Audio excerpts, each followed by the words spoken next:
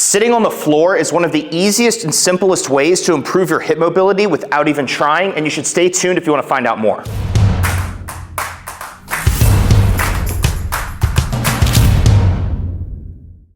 So why is sitting on the floor so good for improving hip mobility? Well, it's because you have so much variability in what positions you can sit in.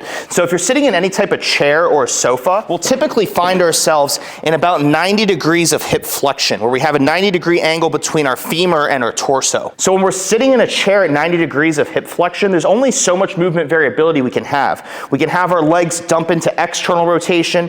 We can have our legs kind of dump into some internal rotation. We can have our legs straight. We can have our knees bent. We can have one leg out, we can have both legs out, but the movement variability is very limited when we're sitting at 90 degrees of hip flexion. When we're sitting on the floor, we are not only deeper into hip flexion, but we're able to be in more rotation of our femur as opposed to if we're sitting in a chair at 90 degrees of hip flexion. So if we're sitting on the floor, whether you're watching TV, whether you're scrolling on your phone, it doesn't even matter. You can sit in a variety of different positions to slowly show your body what range of motion is there and available, because the more often you use it, you won't lose it and you'll actually start gaining it back. So you have a handful of options for where you can explore and position yourself so that you're putting yourself into new territory, new range of motion of your hip, and 90-90 is one of those. So if we're sitting in the 90-90, you can have one hip internally rotated, one hip externally rotated. We can do the opposite. We have the opposite hip now internally rotated and the opposite hip now externally rotated. I can bring one leg into abduction. I can bring the other one into abduction hip extension. And then we can do the reverse and again explore a different zone of internal rotation or a different zone of external rotation. We can have one leg in flexion with the knee bent, with the other leg in external rotation. We can do the opposite and have one leg in external rotation and one knee bent into hip flexion. We can be in a kneeling position where we're working into knee flexion and plantar flexion of the ankle. We can be in a tucked kneel position where I'm now in knee flexion, but also in some ankle dorsiflexion and foot extension, toe extension. We can sit here with both of our legs abducted. So now we're doing the inner thigh. We're exploring more abduction. We can have ourselves in a half split position. We can do the reverse. We can lay on our stomach in hip extension as well as be in spine extension at the same time. If you have a hard time getting into any of these positions, you can grab a block, sit on it, and make it even more accessible and give you even more movement variability. So now I have one leg in hip flexion, one leg internally rotated. I can now have one leg in knee bent hip flexion. I can have the opposing leg in straight leg hip flexion. I can do the reverse and give my left hip some movement variability, and then I have my right leg in hip flexion.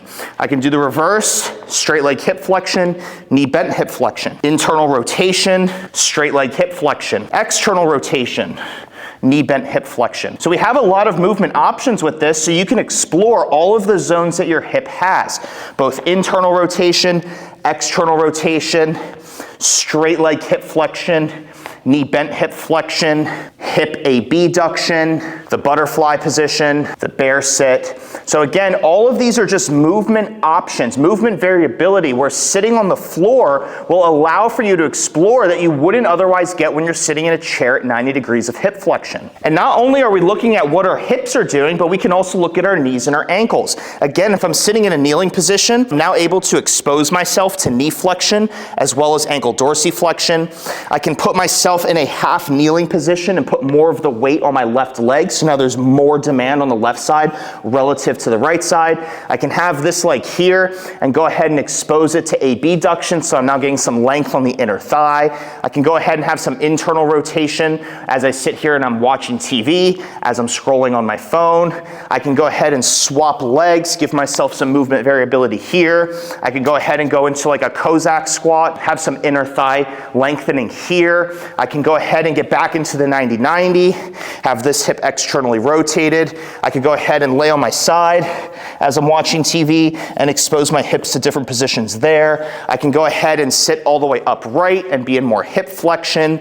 I can do the opposite, expose the opposing hip to external rotation, expose the opposing hip to internal rotation. If I feel like moving, I can straighten my leg and go ahead and get some length here while this hip is externally rotated. So again, the list is endless, and the point I'm making is that you simply just need to expose yourself to more positions.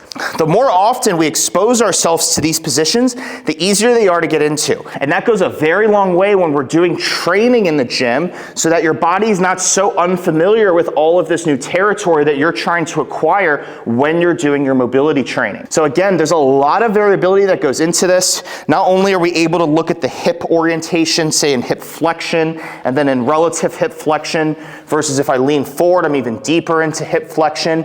If I feel like leaning backwards, I can get a hip extension stretch through here. I have ankle plantar flexion exposure going on here. I can have ankle dorsiflexion exposure going on here. You have the freedom again to alternate so that you can kind of get even exposure, like my bad ankle here. It would make a lot of sense for me, say with this ankle that lacks dorsiflexion, that I can get into a stretch while I'm sitting here watching TV. And again, it is mindless, easy, straightforward exposure to new ranges of motion that you otherwise likely wouldn't be getting. Because remember, when you're sitting in a chair or on the couch, you are in usually 90 degrees or so of hip flexion, which isn't inherently bad. What's bad is never putting yourself in anything but 90 degrees of hip flexion. So again, if I'm sitting in a chair, the only variability in movement you really have is some internal rotation, some external rotation. You can lean back. Yes, you can put your foot up like this, but that's about it when it comes to what are your movement options to kind of expose yourself to new positions for prolonged periods of time when you're sitting idling. And so again, regardless of what you're doing, whether it's watching TV, scrolling on your phone, hanging out with friends or family, sitting on the floor gives you more movement variability than you would if you had just a chair or a sofa, couch. And if you have a hard time sitting on the floor, sit on a block, sit on a stool. Doing this will be a regression so that you can more productively and more sustainably sit in relative internal rotation, sit in relative knee flexion, sit in relative external rotation. And again, you have infinite options with this.